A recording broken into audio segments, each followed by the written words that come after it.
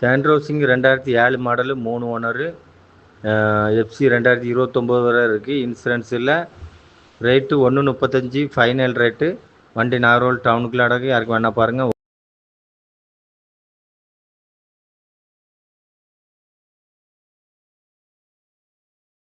சாண்ட்ரோசிங் 2007 model 3 owner.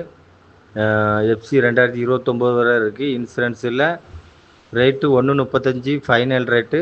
வண்டி நாகர்கோவில் டவுனுக்குள்ள அடகு. யாருக்கு வேணா பாருங்கள்.